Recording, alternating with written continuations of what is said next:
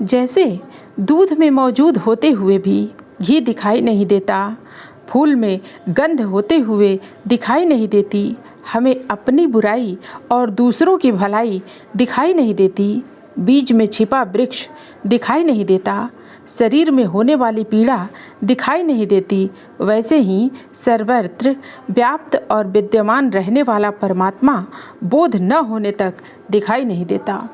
नमस्कार मित्रों, आज का प्रसंग है कृष्ण एक रूप अनेक। मित्रों, कृष्ण अपने में सर्वस्व हैं, सब कुछ कृष्ण में समाहित है। इस सृष्टि में ऐसा कुछ भी नहीं जो कृष्ण में न हो और ऐसा कुछ भी नहीं जहाँ कृष्ण न हो। कृष्ण में सब समाहित है और सभी में वे समाहित हैं। कृष्ण एक दर्शन है, कृष्ण दृष्टा भी हैं और दृश्य भी, दोनों में उनकी समान गति है। कृष्ण तर्क हैं, तथ्य हैं, तर्क का विश्लेषण एवं तथ्य का आधार भी वे ही हैं। कृष्ण प्रेम हैं, प्रेम के रस हैं। कृष्ण सौंदर्य हैं और सौंदर्यानुभूति भी हैं। कृष्ण अपने आप में एक दिव्य एवं पावन अनुभूति हैं, जिसे हर कोई अपने अपने ढंग से अनुभव करता है। कृष्ण के प्रेम में मीरा मतवाली हुई, रस खान रस विभोर हुए, अर्जुन को बोध हुआ, कृष्णा सखी बनी और राधा तो उनका महाभाव बनकर अपने में ही कृष्ण को समाती गई। कृष्ण का सामान्य शाब्दिक अर्थ है काला रंग अथवा श्यामल वर्ण। यदि उनके संबंधों के आधार पर देखें तो कृष्ण एक महापुरुष हैं और उनके भी अपने संबंध हैं। सांसारिक रूप से कृष्ण देवकी की वसुदेव के 8वें पुत्र हैं, नंद और यशोदा के पोषित पुत्र हैं। वे बलराम के अनुज, उग्रसेन के दौहित्र, रुक्मिणी आदि 16,108 रानियों के प्रिय पति हैं। राधा के प्रियतम हैं। गोपियों, ग्वाल बालों, अर्जुन एवं द्रौपदी के सखा हैं।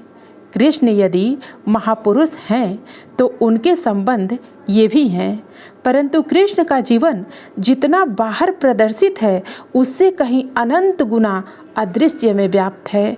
वे विराट हैं, अनंत हैं, किसी में न समा पाने वाले हैं।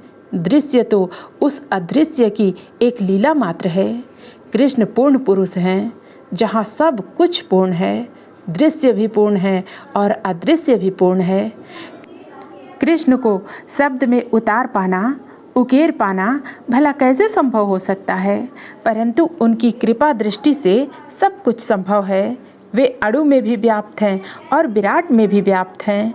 कृष्ण अपने अपरिमेय अर्थ में एक प्रतीति हैं, एक आनंदानुभूति हैं।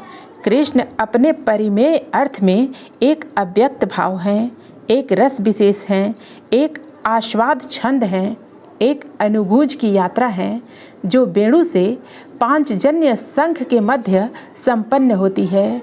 कृष्ण बांसुरी के दिव्य स्वर में संगीत के मधुर स्वर बनकर झरते हैं तो पांचजन्य के उद्घोष से महाभारत के महायुद्ध का आरंभ करते हैं। कृष्ण विनाश के भीषण स्वर में समाहित हैं और विकास के स्वर्णिम सूर्य बनकर प्राची से उदयमान होते हैं। कृष्ण एक टेर हैं, प्रार्थना है, जो जिस रूप में उन्हें पुकारता है उसी रूप में वे प्रकट होकर उसको कृतार्थ करते हैं। कृष्ण के साकार स्वरूप को सगुण प्रेम के रूप में पाने वाले चैतन्य महाप्रभु, मीरा, तुकाराम कृष्ण को निराकार सत्ता नहीं अपने प्रेम से जगा पाए और कृष्ण उन्हें उसी रूप में प्राप्त हुए। कृष्ण प्रेम बनकर उनके सामने प्रकट हुए। इस प्रेम से मीरा मतवाली होकर सारी मान मर्यादा ताक पर रखकर नाचने लगी और कृष्ण मीरा के सामने संपूर्ण रूप से खड़े रहे। इसी प्रकार चैतन्य ने कृष्ण को प्रेम किया और प्रेम में कीर्तन करने लगे। कृष्ण उन्हें भी मिले और मिले ही नहीं बल्कि उन्हें अपने में समा लिया। तुकाराम की भक्ति की कहानी तो अनोखी है। कृष्ण स्वयं तुकाराम के लिए कुछ करने को सदैव तत्पर रहते थे। कृष्ण संपूर्ण प्रेम के प्रतीक हैं। जो उन्हें प्रेम करेगा कृष्ण उसे मिलेंगे। कृष्ण प्रेमी उन्हें निराकार रूप में भी पा सकते थे, परंतु वे उनका सगुण प्रेम के रूप में अनुभव करना चाहते थे और कृष्ण उन्हें मिले। कृष्ण सगुण भी हैं और निर्गुण भी हैं, अंतर मात्र अनुभव का है। कृष्ण एक हैं, उनके रूप अनेक हैं। वे एक साथ कई आयामों में कुशलतापूर्वक कार्य करते हैं। वे माता यशोदा का पेय पान करते हुए भी आनंदित रहते हैं और कालिया नाग के फन पर नृत्य भी करते हैं तथा उसका विनाश भी करते हैं। एक ही साथ सौंदर्य एवं विनाश की छटा में केवल कृष्ण ही पारंगत हो सकते हैं। इसके अलावा भी वे वह सब करते हैं जो किया जाना संभव है। वे परंपरा के अनुसार नहीं, बल्कि परंपराएं उनके अनुसार निर्मित होती हैं। कृष्ण इंद्र का मान भंग कर गोवर्धन की प्रतिष्ठा करते हैं। वायवीय अलौकिकता पर लौकिक व्यावहारिकता की विजय बैजंती लहराते हैं। कृष्ण मिट्टी खाते हैं और ओखल से बंध जाते हैं। मुंह खोलते हैं तो माँ को ब्रह्मांड का दर्शन कराते हैं। साथ ही काग को भी सौभाग्य और गौरव प्रदान करते हैं। कृष्ण भगवान हैं और भक्तों के सामने अपना सर्वस्व उड़ेल देते हैं। वे ब्रज में गोप बालाओं के कपड़े चुराते हैं, परंतु जब उनकी सखी कृष्णा का चीर हरण होता है तो उसका चीर बढ़ाने चले जाते हैं। कृष्ण ईश्वर हैं, पर भक्त को परमेश्वर का रुतबा बख्शते हैं। वे कभी हनुमान के लिए धनुर्धर राम बनते हैं तो कभी तुलसी की जिद रखने के लिए कृष्ण में रघुनाथ की लीला करते हैं। वे भीष्म का प्रण रखने के लिए अपना प्रण तृणवत तोड़ देते हैं। कृष्ण हैं ही ऐसे और उनके जैसा कोई हो ही नहीं सकता है। एक ही यात्रा पथ में वे सभी को समाहित करते चलते हैं।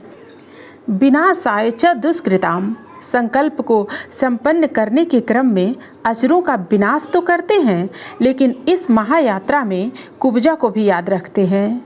कृष्ण अनासक्त हैं, परंतु तब भी वे रमते हैं तो खूब रमते हैं। जैसे गोप बालाओं के संग रमते रहे तो किसी ने सोचा भी नहीं होगा कि इसका भी एक दिन अंत आएगा। वे भूलते हैं तो खूब भूलते हैं। ब्रज छोड़ा तो फिर पलट कर वहाँ झांका तक नहीं। पानी परात को स्पर्श नहीं करते और नैनन के जल से सुदामा के पग पखारते हैं। वे दुर्योधन का मधुर मिष्ठान छोड़ते हैं और प्रेम से पगे विदुर के घर साग ग्रहण करने में आनंदित होते हैं। वे श्रीमंतों के समक्ष धीमंतों को प्राथमिकता देते हैं। जहाँ प्रेम है वहीं कृष्ण है। कृष्ण का व्यक्तित्व रंगारंग मयूरनी जैसा है, जिसमें अनेक रंग समाहित है। साम, दाम, दंड, भेद क्या नहीं है वहाँ। गांधारी के साप को जिस गौरव व शालीनता से आशीर्वाद के रूप में वर्ण करते हैं, उससे स्वयं गांधारी भी करुणार्द्र हो उठती है।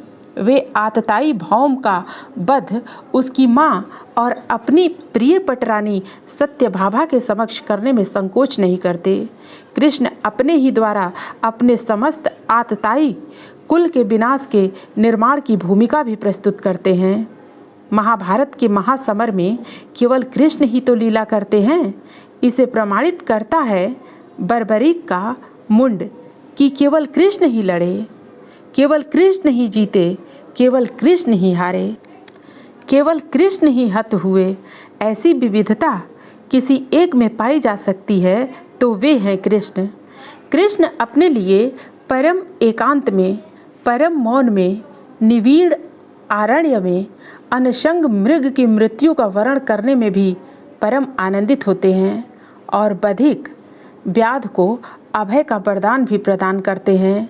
कृष्ण अपने संपूर्ण ईश्वरत्व को विसर्जित कर राधा भाव में स्थित होते हैं।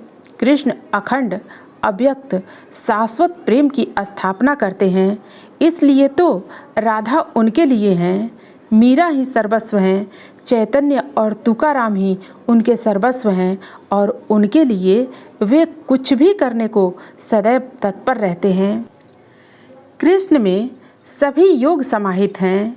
कृष्ण कर्म योग की शिक्षा देते हैं। तुम गलत करोगे या ठीक करोगे, तो भी मेरे पास पहुंच जाओगे।